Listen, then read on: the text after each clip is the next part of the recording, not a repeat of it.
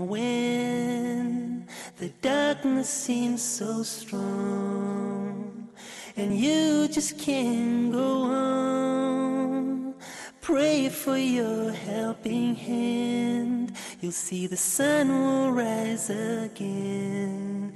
You'll find the strength to carry on up to heaven where you belong. 'Cause life is but a journey for us all.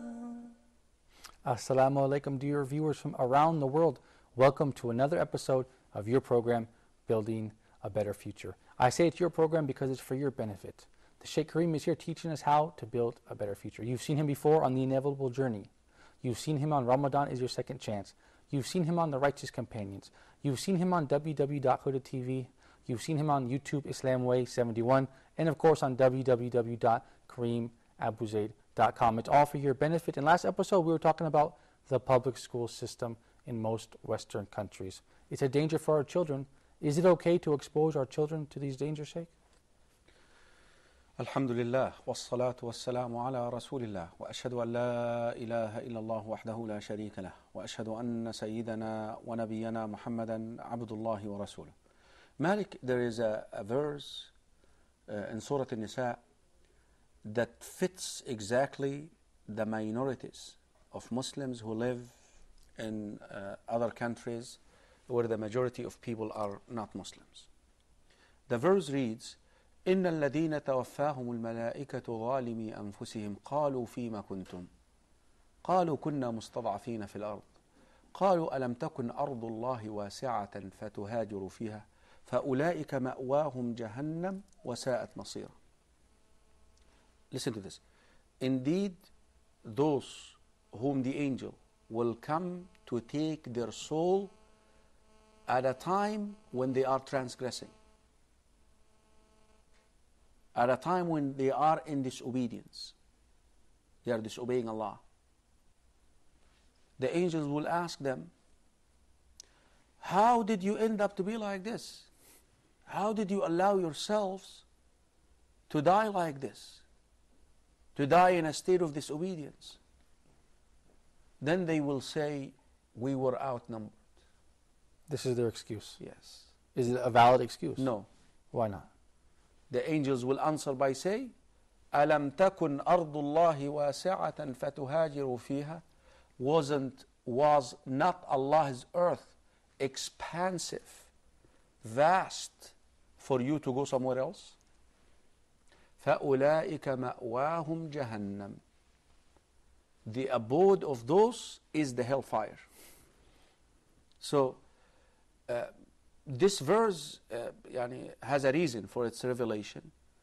It talks about Muslims who were commanded at the time of the Prophet ﷺ to migrate from Mecca to Medina, and they did not.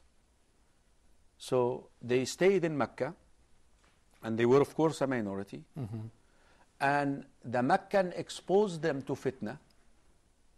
They were outnumbered, and then they died in a state of disobedience, in that state. But even so, this is the reason for it, but it can be applied to here and now. To here and now. So I say to the brothers, I say to the sisters who are immigrants in other parts of the world where there is a minority group of Muslims, where they dwell amongst non-Muslims, you have no choices whether to establish the deen, the religion, meaning the institutions that guard your deen, that would include the mosque, of course, that would include the school, or you have to go somewhere else. Okay. That's Period. There is no third choice. That's it. We need to make a community within the community to serve our needs. You have to. There's no other choice. Otherwise, you have no choice. Because what are you going to do? Okay, yes, we're talking to the parents. But like we said before, في حديث معقل ibn Asar في صحيح الإمام Muslim, that the children are entrusted. Okay, how can you allow your children to go and learn that we were apes before we became human? He's going to come home and tell you, Daddy, I learned something different in school. You didn't know about this. How can you allow that power creates, or energy creates itself, when Allah is the creator of everything? How can you allow your child to spend almost 2/3 of the day in an environment where Allah's name is not mentioned? In one generation, it's almost like they're not going to be Muslims anymore. We have already a lost generation in Europe and America. Yeah. A lost generation. His name is Ahmad, his name is Ibrahim, his name is Ismail. He looks like, when you speak to him, like he doesn't even know. Do you pray? Yeah, sometimes I remember, Lost generation. We do have that lost generation already. There are people, there are people in South Africa, South America, whose name is Umar and Ali and Ahmad, but they do like this. And Fatima, and it's really funny, and they don't know that they're... And Aisha, that their ancestors are Muslims. And it's really funny that they don't even know the name Omar is an Arabic name. No. It's really... They don't even know. Yeah. Because this generation came, and they worried about money, they worried about resources, they worried that... You see, the problem with a lot of the people who migrate to these countries, they think that Allah wanted to give them Jannah in the dunya.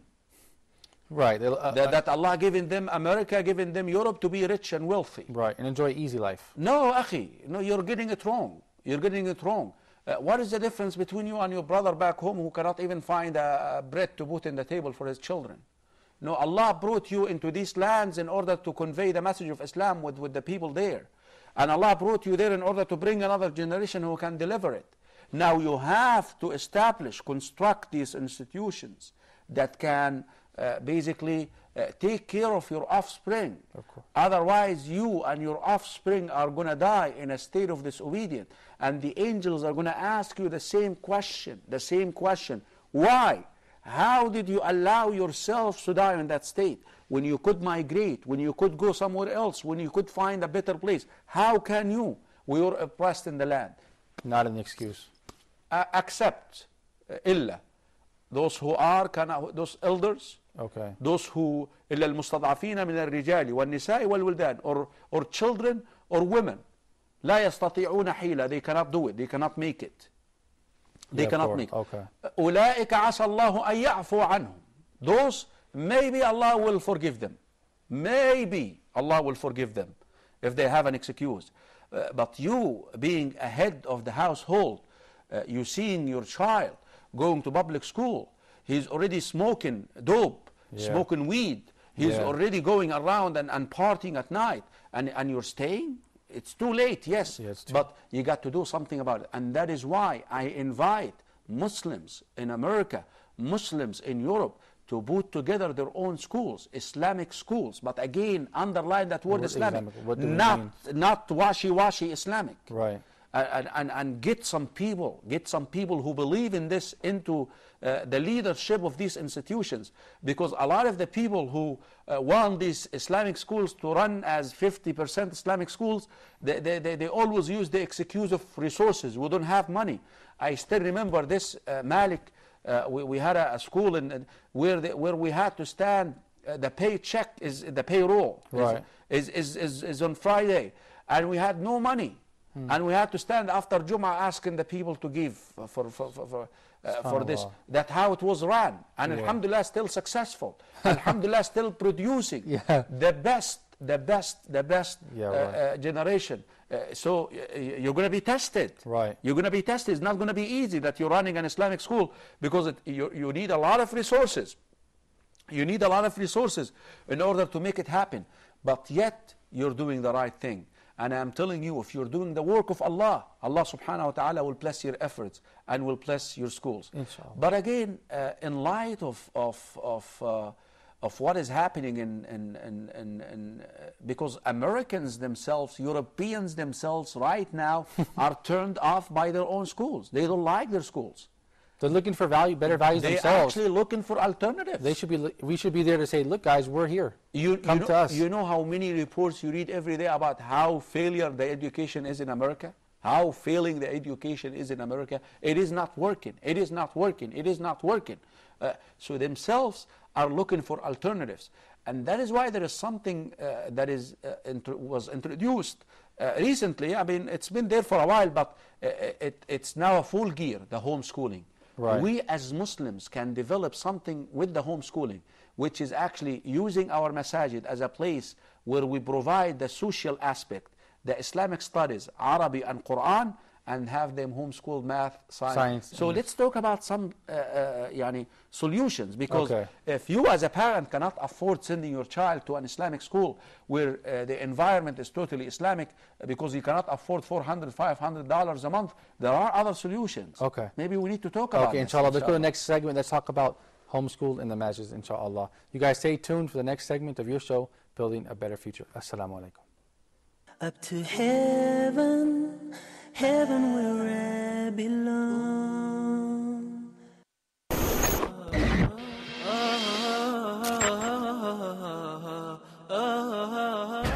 Welcome to Tech Talk. I'm your host, Omar Shear. This season of Tech Talk, we will focus specifically on the internet. A student would type their paper, and instead of handing me a hard copy of their paper, they would upload it to this learning system, this e-learning system. I have some great experience when it comes to technology, and in particular, internet technology. Call to action is something that we do in our day-to-day lives, and maybe we don't realize it. Now we want to discuss, after you have a product and you have a website and you have a way to communicate with your customers, which would be your email marketing system, now it's time to take the money from the customer.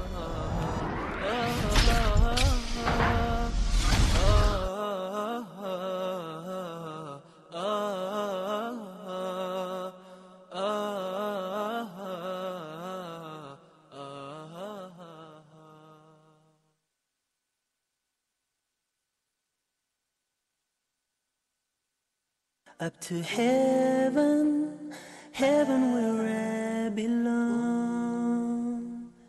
Assalamu alaikum and welcome back to your program, Building a Better Future. Sheikh Karim, in the last segment we were talking about the schools. If we can't afford to send our children to a private Islamic school, what can we do? Can we use, I think you suggested to use the mosque as an actual school building? Malik, in America, and I speak about, because that's where I live, and I see the school system now has developed something called homeschooling, where you actually receive funding from the government. Funding for the government. We need to utilize this, No, they actually send you a computer, a laptop, and they get you virtual somehow with a teacher to tutor you in math, science, and language arts, which is the main one, the main core subject that is needed.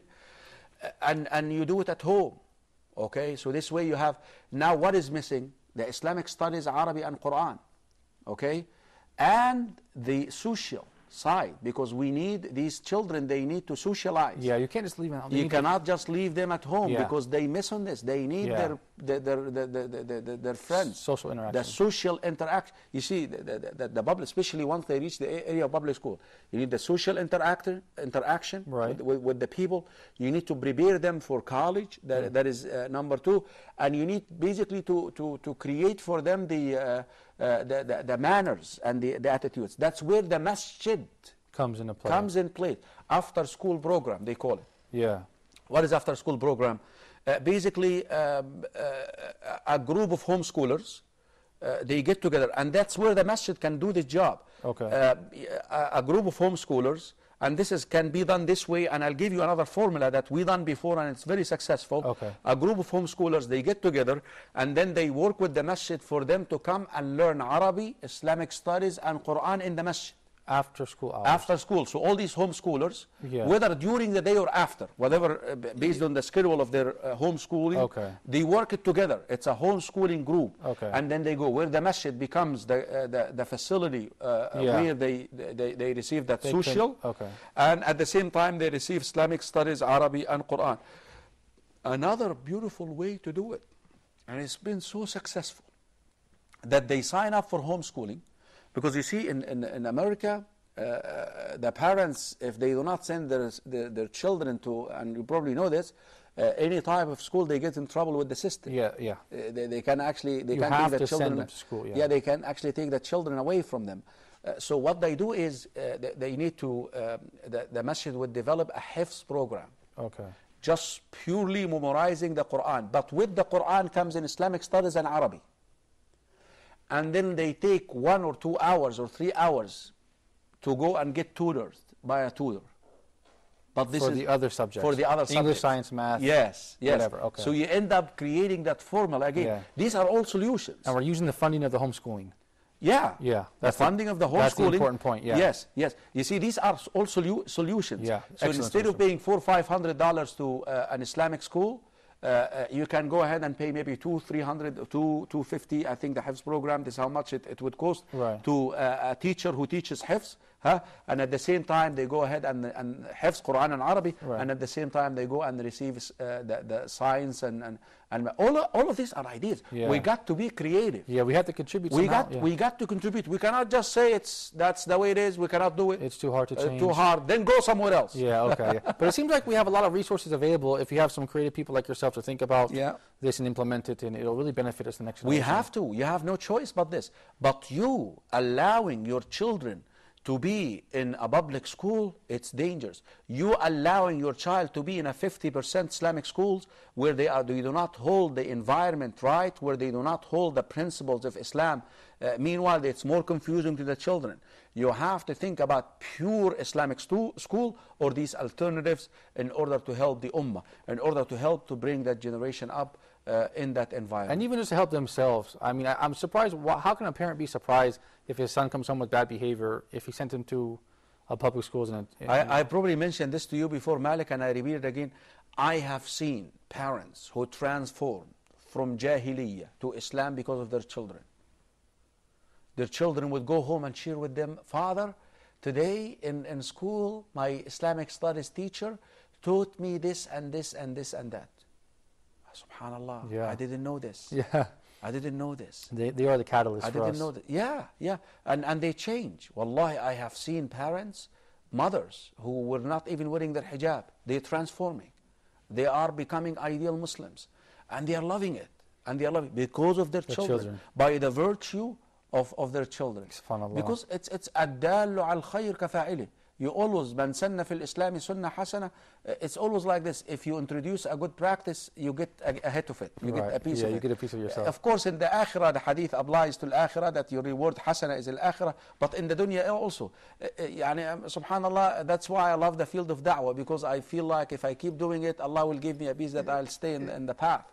You know, so you get always a piece of the goodness. A piece of the goodness. And the same exact thing with your children. If you contribute to their welfare and to keeping them in a good Islamic environment, Allah will also give you that. Sheikh, what about, we've talked about kindergarten to age 18 in the United States. We send the kids to preschool, kindergarten, all the way up until 18, they graduate high school. At that point, I mean, they have great universities over there. So at that point, are you going to say, okay, these guys, they have the tools. No. We can send them out. We're talking about universities now. There are brothers. Okay. There are brothers in the East Coast who put together Tawbah University now. Okay. Tawbah University. With the bachelor's degree and everything. Everything. Okay. Yeah. But at that age, do you think they have the tools? Not yet. Not yet. We don't want. Well, I don't want to. Depends on the. I don't want to. I think ideally, to build up a Muslim entity. A to Z, everything. We don't need to go outside for anything. But to be fair, if you have done your best at home, father, mother, good environment, solid environment, the masjid is the imam, strong, holds the right creed, teaches the Quran and Sunnah, and he does not use weak stuff. He has some stuff for the children. He teaches the Salah, and then the Islamic school until high school. I think your chances are strong. And this is what we're shooting for. But below that, no. So I want to go up to high school now. That's what and it's doable. We were doing it already in America. Inshallah, we're doing it in America. Up to a high school. Up to the high school. After that, I would say we must stay ambitious to present to our future generation as well college. Of course. We have Catholic universities. We have... exactly. They call them seminaries. Seminaries. Yeah, there's so many Christian... Now I think about it, in California where I'm from, there's so many kids that go to Christian colleges. There's an abundance of them. It's taken for granted, actually. Yeah, So we need to establish ourselves. We should also go there. Yeah. But the minimum now, step by step. But we should always look for more. Look forward. We're building our house, our future, step by step. We want to talk about banking, Islamic banking. This is a big problem about everywhere. Insurance, Islamic insurance. I mean, the concept of insurance is not an Islamic one, but because there are some mandatory insurance that you must acquire in America. For example, to buy a car. Like driving a car. Okay. I mean, the first thing that the cop asks you... License and insurance. Insurance, right there. You cannot drive, so you have to acquire it because it's a requirement. How can we present it? You see, that's why we say to the brothers, dabiha halal, or should we eat in McDonald's? Ya Rajal, you have the halal store, eat from the halal store. Imagine the problems of American Muslims. Should I eat halal, should I eat McDonald's when the other Muslims are starving? Eat halal, Ya Rajal, just to help that brother. Just to keep the money in the community. Just to help the brother who invested his money in the store. Yeah, I mean, just out of this, without going into this is haram or this is halal. Yeah. Out of this, وَتَعَاوَنُوا عَلَى الْبِرِّ وَالتَّقْوَى وَلَا تَعَاوَنُوا عَلى الْإِثْمِ. He is a brother who places his wealth into this project, and you leave him and you go and buy from Safeway or non-Muslims. Yeah. Why would you do that? Yeah, it's crazy. Why wouldn't you help your Muslim brother? Yeah. That's how they do it. Okay. That's how they do it. So we need to think this way. If we're living in the West, of course, we don't want to abandon our brothers and sisters who live in Egypt, for example, in the Arabia, or in we have problems also in the schools here. Yes, they do. Very similar problem where the state has taken away from the curriculum 50% of the religious material that used to be taught. They're going in the same direction. They're going the same direction. This shows for them too. And subhanAllah, this is also inviting. Like in Egypt right now, we have tons of private schools. And the most successful schools, you know which ones? Which teach Islamic studies, Arabic and Quran, where they hold the Islamic values inside the school as well. We have this in the Muslim world. Because our schools here in Egypt are failing us. Failing. Because they have mixing. Forget about it. It's going the same way as America. It's the same direction. Yeah. So again, the same exact thing. Like we talk about, I hope the people who are in charge, the people whom Allah subhanahu wa ta'ala entrusted with this institution, can turn it around and make it serve Islam. Okay, excellent. Islam is not a dangerous religion. Islam is peace. Islam is peace. I tell you, the Western world is facing some harm by Muslims because Muslims are not aware of their religion themselves. We were deprived from the knowledge of the deen. Okay. And if we can restore it again, I think our chances to bring peace into this world are better, will be higher, inshallah. Sheikh, real quick, back to the public schools in America. What about another path? What about infiltrating the public school system in a positive way to try to enforce ourselves on the public school system? Tell them, celebrate our holidays, don't serve this meat, just like Catholics did. On Friday, they don't serve fish, if you notice. Can't we just kind of take over the public school system in a way? Or put our imprint on it? I mean, but not in the level of our children. Not on the level of our children. No, not at the expense of our children. Not at the expense of our children. That's gambling, so to speak, It's a very dangerous thing to do. I really think that ideally think. The two things you had mentioned are better. You see, right now, America, and that's where I speak for, and I don't know about Europe, maybe it's different from one country to another, they already submitted to the fact that education is failing. They've already admitted. They're looking for an alternative. They are looking for alternatives. So if we build our own institutions and we make it successful, that can be presented to them as the alternative. And this is the da'wah as well. This is the da'wah as well. The success of Islam. Yes, that's the success of Islam. So that's what we need to focus on. But trying to, that attitude that penetrate and that stuff. It's not ready. That's an ideology that is very dangerous in the Ummah. Yeah. Excellent. Nothing better than a pure Islamic school. Thank you for your thoughts, Sheikh, so much. Barakallahu feekum for your time. We're going to our next episode, the 30th and final episode.